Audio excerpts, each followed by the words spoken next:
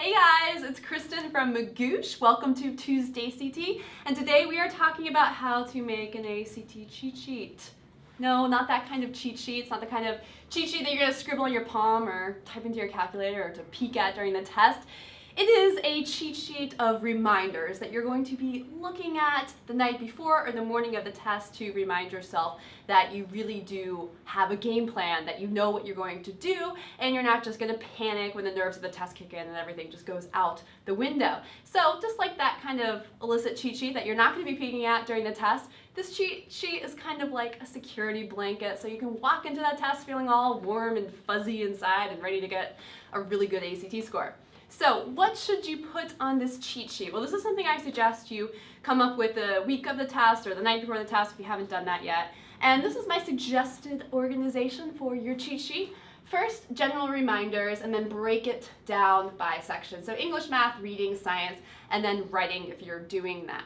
So if you are careful about it, remember you can't pull out any pieces of paper in the testing room. Don't do anything that's going to get yourself in trouble. But if you do it in order and then you sneak out for your bathroom snack break, you can always go ahead and review the second half of that if you have it safely tucked away in a pocket or your purse or something.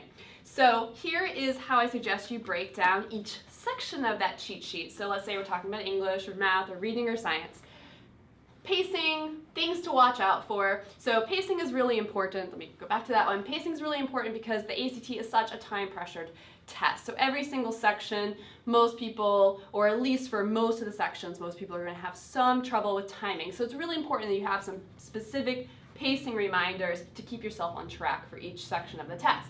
Then things to watch out for. So these are the mistakes I always make. So when you're practicing questions during practice tests, what are the things that have been tripping you up? And then most importantly, and don't just write down the mistakes you made before, write down what you're going to do to stop yourself from doing that on the actual test. And then finally, remember, put down your reminders, the things you need to remember for each section of the test. So here is an example of that. So for math, now you might have more on yours. This is kind of a brief example of some things that you might put on there. So let's say pacing. Maybe you're just going to put a reminder to yourself to check your watch every 10 minutes. Remember you need to be working at a pace of about 1 question per minute. So check your watch every 10 minutes. A little reminder of yourself to do that to make sure you don't get totally off track on time and run out of time to do a bunch of problems. Then maybe you had a problem with units and you keep screwing up some math questions, making silly mistakes because you thought that they were talking about yards, but it was actually talking about feet, and you have to put the answer in feet. That happens all the time in the ACT. It's a really frustrating mistake. So maybe that's something you write down. Maybe you're mixing up the formulas for area and circumference. So what's really important again is that you write down what you're going to do to prevent that. So my imaginary person here is going to write both down. Every time they see something on area and circumference, write down the formula for area and the formula for circumference. If you have problems with it, that's actually really helpful to do, so you remember there are two things. You're not going to accidentally write the wrong formula for the one that you're working with.